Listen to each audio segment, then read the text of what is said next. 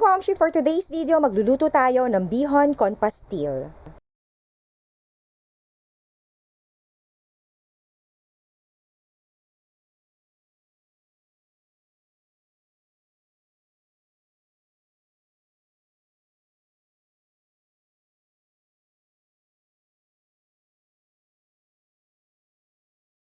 At ayun na nga, alam na alam ko naman na marunong na kayo magluto ng bihon, gisado. At parang ganun lang din naman ito. So, sinimulan ko na sa paggigisa, bawang sibuyas lang naman yan. Tapos, carrots. So, konti lang yung mga ingredient na ginamit ko rito. Hindi na ako masyadong naglagay ng maraming gulay. So, ayan nga, carrots, tapos Baguio beans. So, konting Baguio beans lang. Ganyan ko lang kaliliit siya in-slice para dumami. Kasi isang bundle lang na maliit yung nabili kong Baguio beans. And then after nyan, lalagyan ko lang din siya ng repolyo. So, isang maliit na repolyo lang din yung ilalagay natin dito. So, ginisa ko na to na ganyan. Tapos, timplahan ng konti kung gusto nyo may konti or salt and pepper. Depende sa inyo kung anong gusto nyo ipantimpla dyan. Pero maganda, timplahan nyo na rin ng bahagya.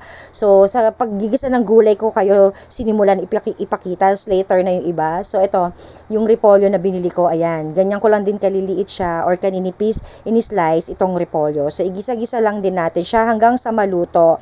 And then, pagkaluto nito, grabe ang bango, sarap ng amoy. Gisa pa lang yan ha, masarap na. Kaya ang technique talaga, pag nagisa kayo ng bawang at saka sibuyas, igisang maigi nyo talaga para lumabas yung aroma niya. So anyway, ayan, luto na, isi-set aside muna natin. So ililipat ko muna siya ng lalagyan para itatabi muna natin to. So yung gulay, depende sa inyo kung anong gusto nyo pang idagdag dito ha. Pero ako, ito lang, ganito lang kasimple. Siyempre, the more na masimple, mas masarap.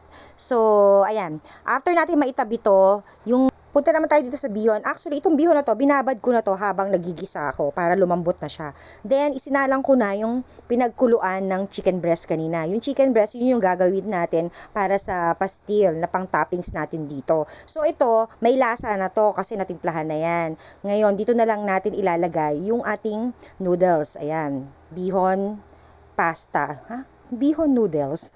So, dyan natin siya lulutuin, dyan na natin siya titimplahan, lagyan ng konting toyo, oyster sauce, ayan, depende sa inyo kung anong pampalasa ang ginagamit nyo.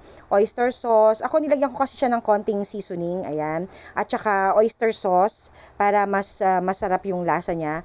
Tapos kayo, kung gusto nyo pang dagdagan, tapos paminta, ganyan, patis, ayun, usually patis ang ginagamit ko para mas malasa instead of salt. So, hinalo-halo ko na siya dyan. Diyan ko na siya nilutong maigi. Naka-separate. Tapos yung sa pastil, so, side aside ko lang yan, nakasalang yan doon. Ito yung pastil. Ayan, himay-himay ko na yan. Alam niyo na naman yung paano paggawa niyan, 'di ba? Yung pagpakulo ng chicken breast, hihimayin ng maliliit. Tapos, igigisa mo lang siya sa bawang sibuyas. Maraming bawang at sibuyas para mabango siya. Sobrang aroma. Tapos, ayan, ipapa-crispy-crispy lang naman natin yan. Diyan. So, ayan. After nyan, ito pa, gumamit din ako nitong kikiam. So, ito, hindi ko na pinakita sa inyo. Hiniwa-hiwa ko na lang siya at pinrito, set aside. Tapos, ito na nga yung sinet aside natin na mga gulay. So, balik tayo uli dun sa ating pastil. Ayan. Ganyan kasimple ko lang niluto at pinak-crispy-crispy ko lang na bahagya. So, ito na yung noodles. Ayan, naluto na yung ating bihon. So, ngayon, ilalagay ko na siya. Ito, may mahinang apoy pa yan, nasa mahinang apoy pa yan. So, lalagay ko na yung kalahati ng gulay na ginisa natin.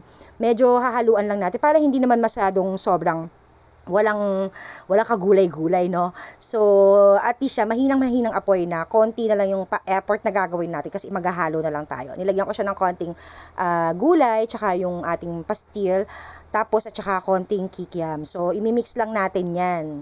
Kaya na, ang bango niya. Hindi na ako nahirapang isama sa gisa yung bihon. So, nakaseparate ko siya talagang niluto. So, well, anyway, ito na, magbibilao na tayo. Kasi ito, dadalhin ko to. Ayan, aking food to share. So, ang aking food to share ay bihon con pastil. So, napaka-easy lang naman din ito gawin. Kasi lalo na kung magaling naman kayo magluto ng bihon, yung normal bihon. Ayan. Instead na, di ba yung sa iba, con lechon. So, ito, con pastil. Ayan. So, paper wax lang yung ginamit ko. Tapos, ilalagay na natin siya dito. O, di ba, pwede na ako magbenta ng bila-bilaong pansit. No, ang bango-bango niya kasi yung pagkakagisa natin nung chicken pastil, marami kasing bawang yun tsaka sibuyas. Plus yung pagkagisa din natin ng gulay. So, para masarap at talagang mabango ang ano nyo, ang luto nyo, maaroma. Sa pagigisa nyo, talaga, lagyan ng effort. Kailangan talaga mapalabas nyo yung aroma nila. Para pag, ayan, kahit luto na siya, maaano mo pa rin yung pagkakagisa nung niluto mo. So, ayan, iubos ko na yung gulay dito. So, di ba nag-iwan tayo ng kalahati ng gulay? So, ayan na yung pang tatoppings natin. So, itatoppings na yan natin. Ito, ikakalat-kalat na natin. Para kunwari, maraming sahog. So, ayan lang siya. Napakasimple lang. Napakadali lang naman kasi talaga gawin. So, nilagay ko na yung mga kikiam na natira. So, in-slice ko lang ng maliliit. Pinrito ko muna kasi para hindi siya di ba pag hindi mo pinrito, yung parang nadudurog siya. So, maganda pag ipapry nyo muna yung kikiam para kahit masabawan siya, buo pa rin. Pero, hindi ko naman sinama sa sabaw. Kaya, mas maganda yung itsura niya. Tsaka, mas mabango. Kumbaga, andun yung aroma niya. Then, after nyan, ayan, pagkatapos natin mailagay lahat tong kikiam, ilalagay na natin, isusunod dito, yung ating pastil. Ayan na siya. So, madami-dami din to, yung ating toppings. Ang bango niya, promise, kasi nga, yun nga, gaya ng sabi ko sa inyo, paulit-ulit na lang. Sa pagigisa talaga ang sikreto. So, ayan na siya. O, diba? Naisip ko, lagyan ko kaya din ng itlog para, diba, partner. Diba, kumbaga, rice, pastil, and egg. So, ito, bihon, pastil, and egg. Pang toppings lang naman. So, ubusin ko lang muna yung toppings. Ubusin na natin dito. Oh, sarap po. Pero sa totoo, masarap talaga siya. Ewan ko lang nga doon sa nakakain kung nasarapan din talaga sila. Pero yung aking mga tikim dito sa bahay, ayun, nag-enjoy naman sila at nasarapan naman sila dito sa pansit na ginawa ko. So, para lang maiba ba? So, ayan, videohan ko muna ng maganda para matakam kayo, o, di ba? Pwede naman. So, magpiprito na tayo ng egg. Nag-scramble lang ako ng egg. Ito, scramble, tama, scramble. Na para hihiwain ko lang siya ng maninipis at may isasama na natin dito. So, itatoppings ko lang siya ng ganyan. O, di ba? Napakadali lang, napakabilis lang. Para mas mukhang yummy at saka, kunwari, maraming sahog. Ganon ang technique. Pero isang itlog lang yan isang itlog lang yung ginamit ko na in-scramble, tapos pinalapad ko lang siya para mas mukhang madami tignan at hindi rin ganun kakakapal.